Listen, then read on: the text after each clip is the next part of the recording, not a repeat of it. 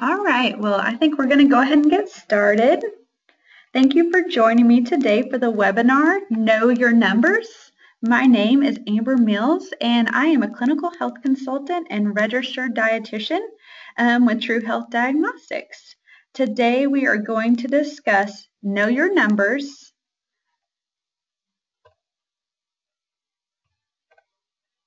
It is also called an introduction to your True Health lab reports. This webinar is mostly to review what the markers mean, and then I'll encourage you at the end and show you a slide to call for an appointment with a clinical health consultant so you can get a more personalized approach based on your specific lab report. So that leads me to, who are the True Health Clinical Health Consultants? Well, we are certified health and wellness experts, offer educational support to patients based on your True Health lab testing at no additional cost for up to 1 year after you've had your blood draw. We provide personalized counseling on nutrition, exercise, drug adherence, and stress reduction. And we are also available for frequent follow-ups, so that way we can help stay in touch with you and help reach your health goals.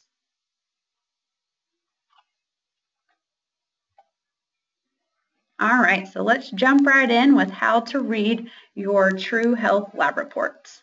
And it's also helpful if you happen to have a copy of your lab report to have that in front of you as we go through the presentation.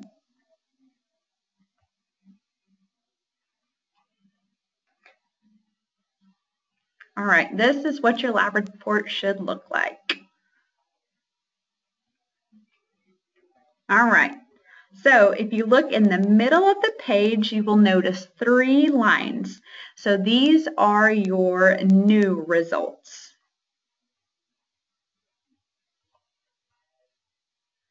And then if you look to your right, if you've had this testing done before, your previous results will have moved over to the right. So that just gives you a nice way to be able to compare the two.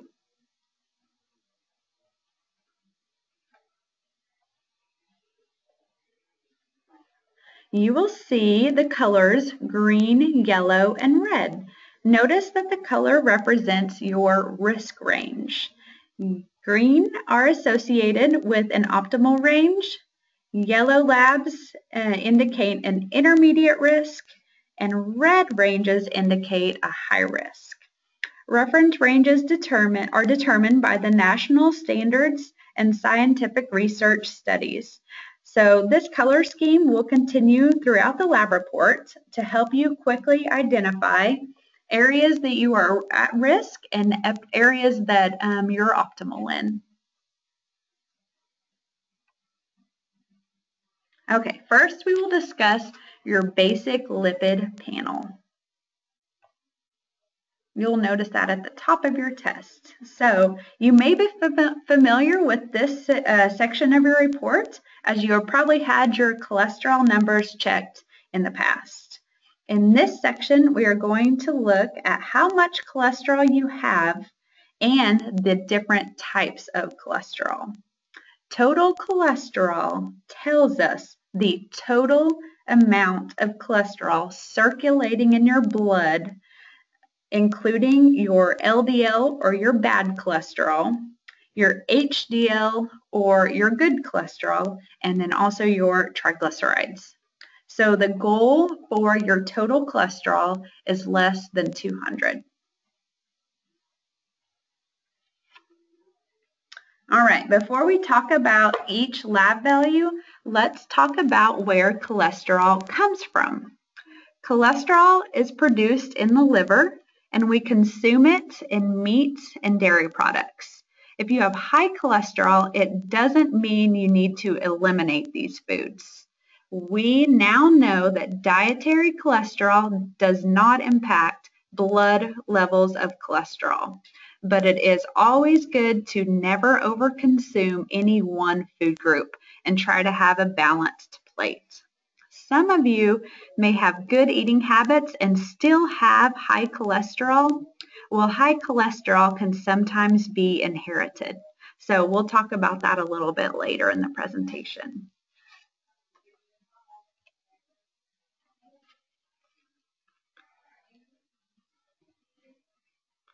So in the top section of your test, you will see the value for the LDL-C and the HDL-C. So we like to think of L for lousy and H for healthy. LDLs traffic lipids or fats into the arteries and can contribute to the development of plaque. So your HDLs, the good cholesterol, actually traffic your lipid or fats out of your arteries, and they also help remove them from the blood. So here's a picture of your artery.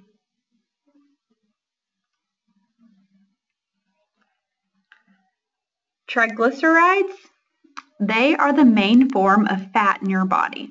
They're also known as your energy source, and they are often increased in insulin resistance. If your triglycerides are high, you may also be at risk for coronary artery disease, which can lead to a heart attack or a stroke. You also may be more at risk for diabetes. So the goal for triglycerides is less than 150. Next, we will talk about your lipoprotein particles. So we look at the first box, your total cholesterol, looking at your lipids, and so we want to see if this patient is at risk. Well, that's why we do the advanced testing, so let's go ahead and take a look at the rest of the panel. So just by looking at the traditional panel, we don't have the best idea of being at risk for heart problems or potential heart problems. So let's break these down. First, we're going to start with apolipoprotein B. It is the first one on our advanced panel, and this is a protein that delivers cholesterol to the blood, and elevated levels can lead to plaque buildup that causes heart disease.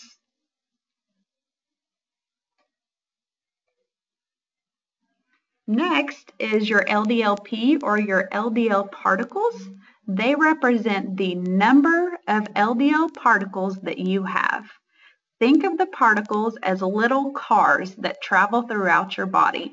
These cars or particles are filled with your LDL or your bad cholesterol and are responsible for transporting that cholesterol throughout your body. So just as it is risky to drive when there are a lot of cars on the road, it is risky when you have too many of these LDL particles in your body. So the goal is to have a lower number of the particles. Did you know that cholesterol comes in all different sizes? Believe it or not, it is better to have large cholesterol particles than the small ones. Everyone has tiny cracks in their artery walls, so the smaller, dense particles can fit more easily into those cracks, causing a greater risk for plaque buildup and more damage to your artery walls. And so the larger ones can't fit. Therefore, it is better to have large particles. Small particles are commonly present in insulin-resistant patients.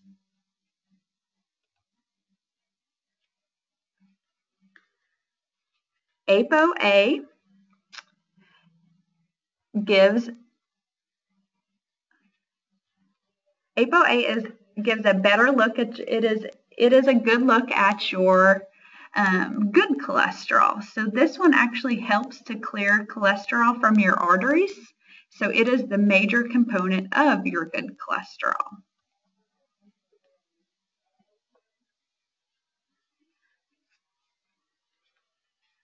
HDLP and HDL2C. HDLP is the actual number of good particles. So we have good particles and bad particles.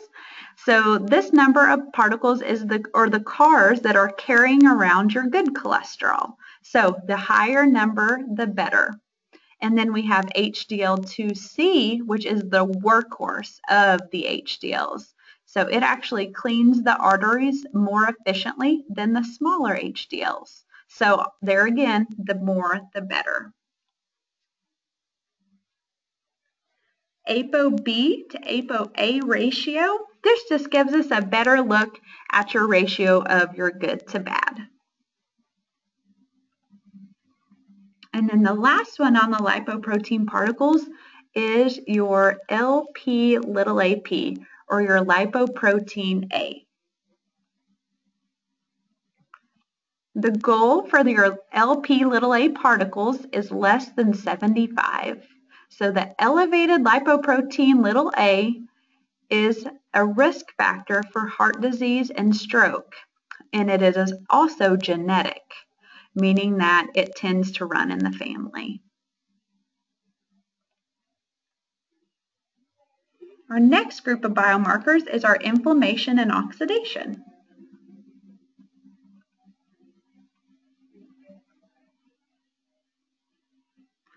Notice they're fibrinogen, HSCRP, and LPPLA2. We're going to break those down. This is a picture of your artery. Imagine a garden hose cut in half. That is the angle we are looking at. So starting on the left side, you can see there is hardly any plaque buildup in the artery.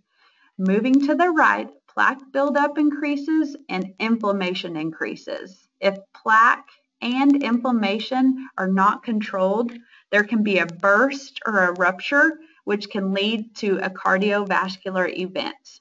So notice now there is a much narrower path for the blood to flow.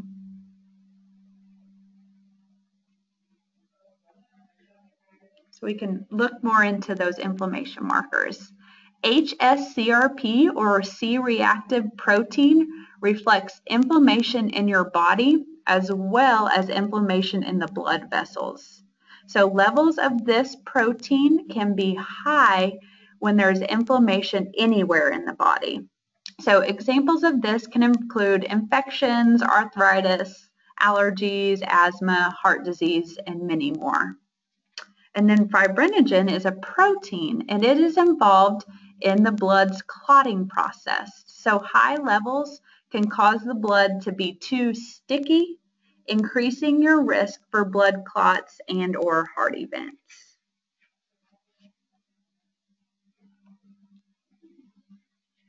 And then the biomarker LPPLA2, if it's high, it could mean that there's inflammation in your artery walls.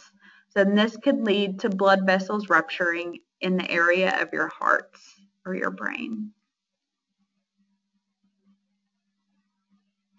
Then galactin-3 measures fibrosis or scarring of the connective tissue, and high levels of this may indicate an increased risk for developing heart failure.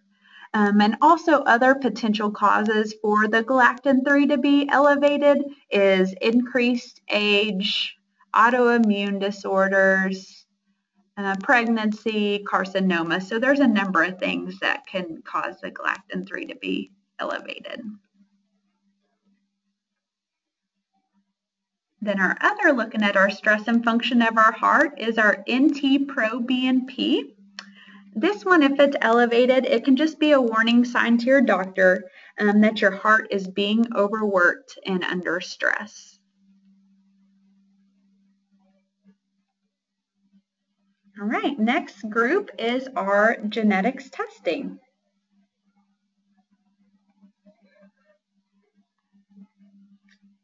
So our first one is our apolipoprotein E, or ApoE. It is inherited from your parents. So you'll notice you have two numbers. One is generally from your mom and one from your dad. If you are in the red here, you may be at greater risk for heart disease. Our next genetics group is our platelet genetics. So this marker is looking at your platelet genetics, and this test is really helpful for your physician. It will determine if you are resistant to Plavix, which is also known as an anti-clotting drug. So if you're in the red here, you may not receive the full benefit of the drug's anti-clotting effects because you metabolize it poorly. So that would be something that for your doctor to know. The next is your coagulation genetics. So factor V and prothrombin mutation are both genetics tests to help your doctor determine if you're at a higher risk for forming blood clots. Abnormal clotting almost always occurs in the veins. So they would put you on any kind of prescription for that. Recommend anything to help with that. Next is your MTHFR. So if these are elevated, you may be at high risk for having elevated homocysteine levels. They are directly related with letting homocysteine, an amino acid that we'll talk about in the next group, that they found if it's elevated can lead to heart problems. So it can be directly related to your genetics. So there's two, if you notice, there's two MTHFRs. So the first one is your C677T. This one has been found to be associated with your cardiovascular disease, renal failure, congenital abnormalities, pregnancy outcomes, cancer, dementia, depression. There's quite a list there. For the next one, MTHFR A1298C has been associated with cancer, neural tube defects, male infertility, miscarriages. So this is just a good part of genetics to be aware of and to let your doctor know and see if there was anything that they would have for you to watch out for, and just looking at family history with these genetics that you have. Next is our metabolic biomarkers.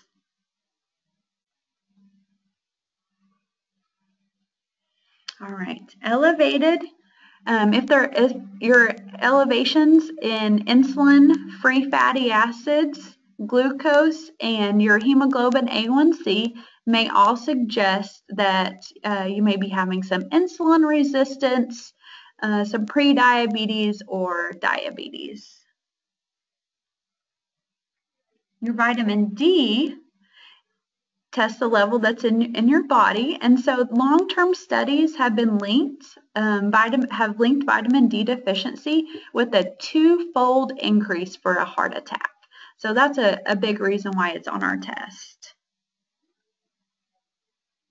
Uric acid, excess uric acid can accumulate in the body, and it can lead to gout and or kidney disease.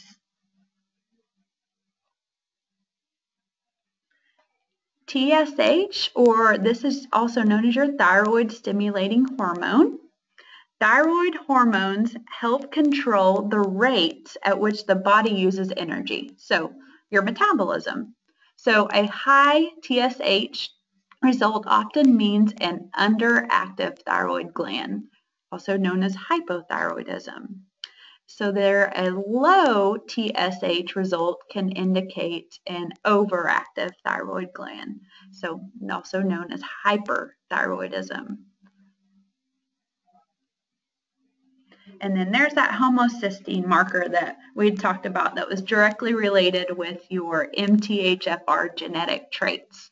So your homocysteine is an amino acid found in the blood, and so elevated concentrations can injure your blood vessel walls, cause blood clots, and increase your risk for heart disease and stroke. So a lot of times if you have one of those genetic traits, there may be some kind of a supplementation that your doctor will prescribe for you to help flush this homocysteine level out of your body.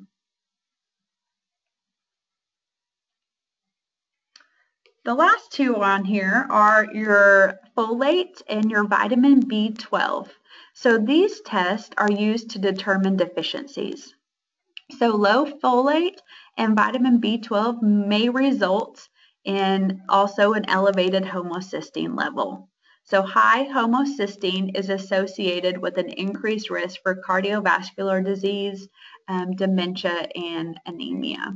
So once again, if your homocysteine level is elevated, it could be with the genetic traits, and it could be you may be low in one of these areas. So then I would definitely talk to your doctor about supplementation or recommendations. The next group is your renal function, or also known as your kidney function. Cystatin C is a protein that measures how well the kidney is able to filter undesirable waste from the blood. So if elevated, it may suggest abnormal kidney function. Creatinine is a chemical waste product, and it's generated from your muscle metabolism. So elevated levels may indicate a lower GFR, which means your kidneys are less able to excrete waste.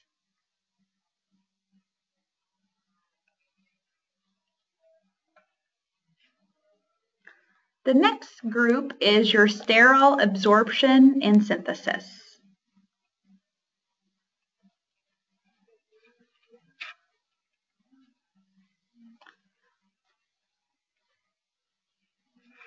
Sterol testing measures the balance between how much cholesterol your body makes, which is synthesis, and then how much it absorbs from food. Everyone's synthesis and absorption balance is different, so this test helps your doctor guide your treatment.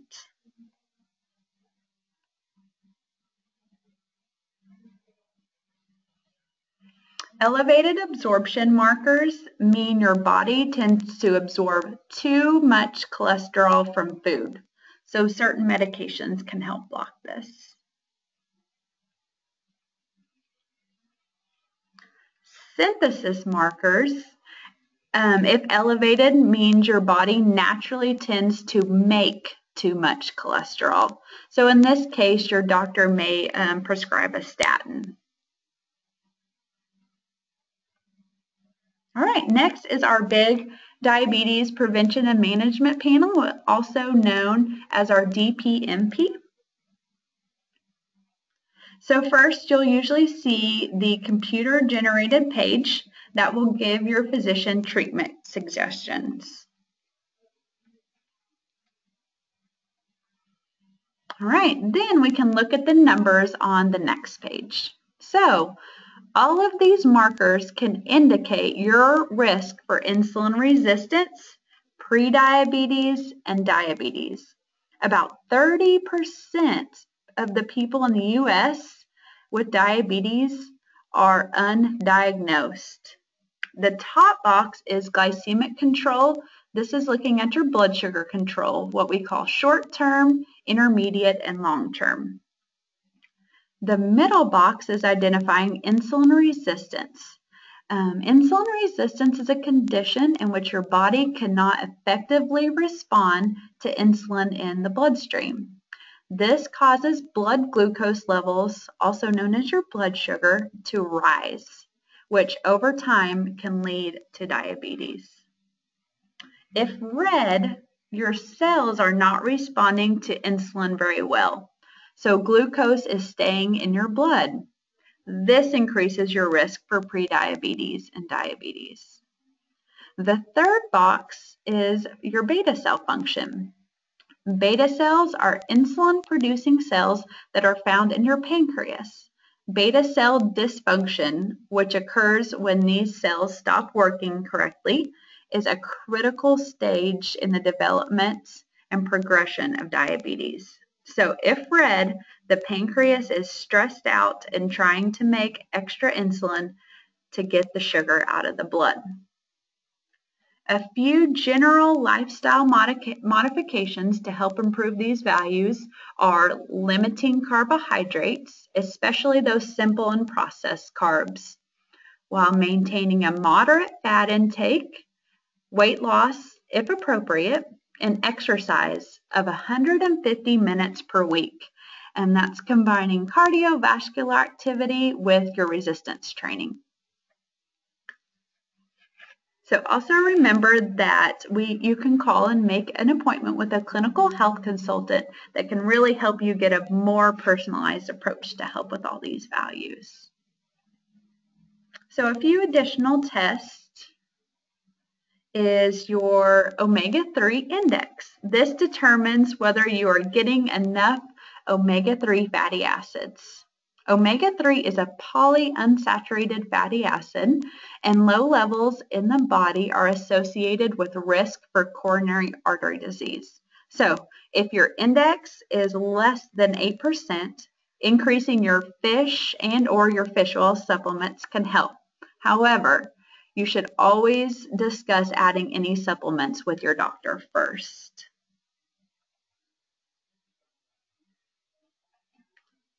Myeloperoxidase, or MPO, could mean that there's inflammation in your artery walls. So this could also lead to your blood vessels rupturing in the area of your heart or brain.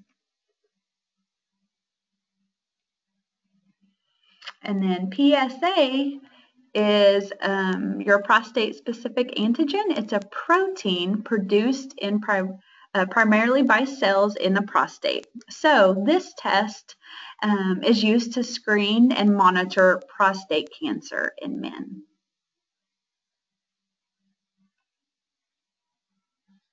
All right, there's a question box there, so let me know if you guys have any questions at this time.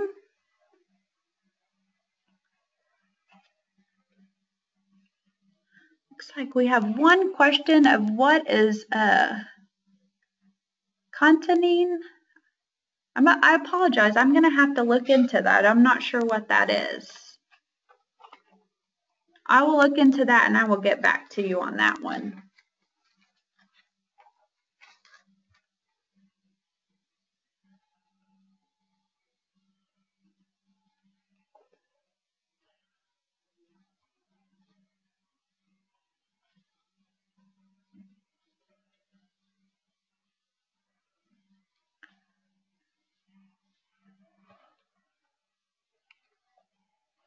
Someone asked, do we always do all the tests that we went over in the laboratory? No, not all physician offices always run all of the tests. It would depend on your health history, family history. They could feel like they get a good look at your health by what specific test that your provider has chosen to do. So no, you don't necessarily need to have all of the tests done. And absolutely, this recording will be available probably by Monday, and you can definitely go back and listen to it. As all the other webinars that have ever been done, you can go back and re-listen to those too. So just keep your link and you can click on it, and it should be back up there on the recorded on Monday. You can listen to it then.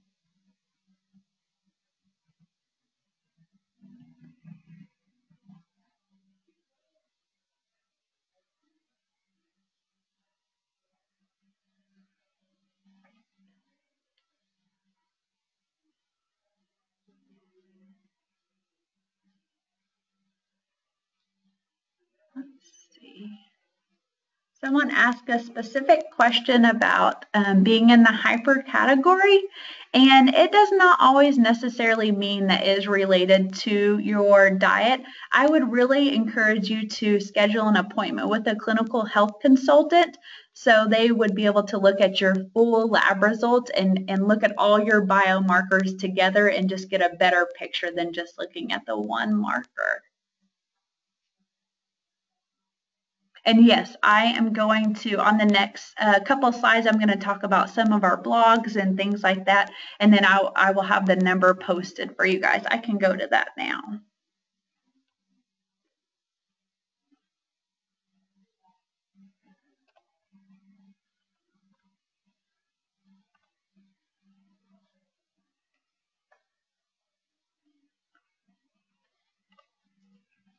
So here is,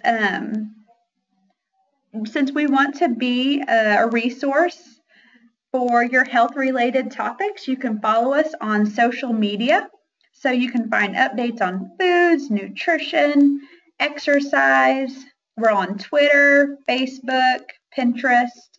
And then there's also a link that we put blogs out every single month. So if you want to write that down there in the bottom left corner, the blog.truehealthdiag.com. So yeah, like I said, they're updated monthly. So there's always lots of good information on there. And then here's that information to call and set up an appointment with a clinical health consultant. And I really encourage you to do that. They can look at your lab results specifically and answer any specific questions that you might have and be able to have the full picture. A couple general for reducing your ApoB and LDLP is the exercise and then also reducing your carbohydrate intake. So once again, if you would schedule an appointment, they can really look at your numbers. They'll have you do a diet recall and they can see what your diet looks like and where you can have improvements to be able to help improve all your labs over into that optimal level.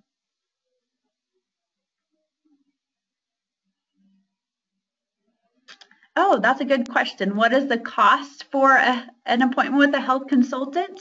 If you have had your labs drawn within the last year, it is a free service for you. So you have free appointments that come along with the lab report that you had done.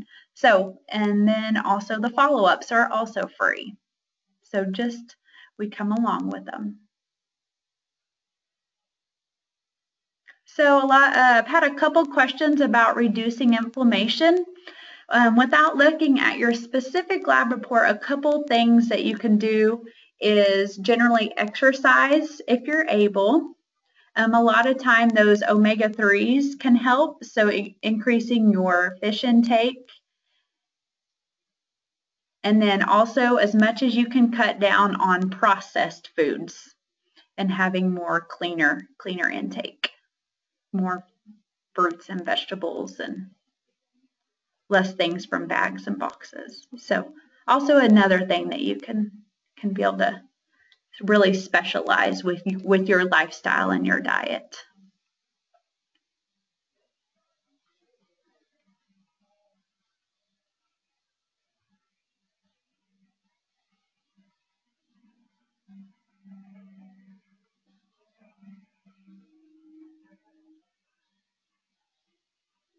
Oh, someone asked that it's been over a year since our lab and what the cost is now. I apologize. I'm not sure.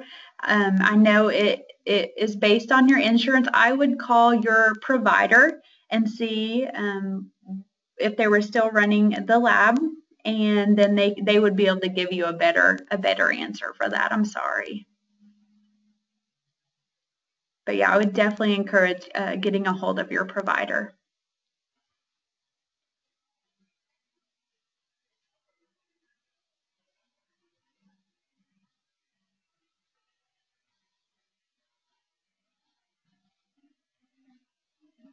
Any other questions?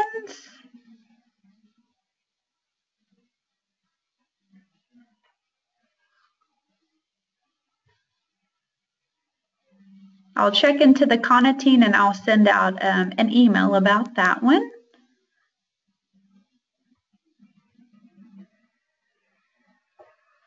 And I'm not seeing any other questions. So thank you so much for attending today. I hope you have a great rest of your day. And be sure to watch for the recording. And then we have lots of other good upcoming webinars. Tackling tobacco, gluten-free foods, the latest in exercise, meal planning made easy, and they're all free webinars. And so watch out for the email for those.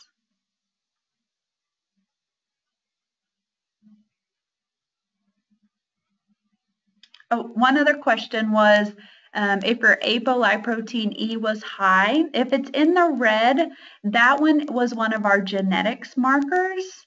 And so it'll always stay in the red because that was your genetics. So just just being mindful that it does put you at a little more risk for heart problems. So especially watching your diet and exercise.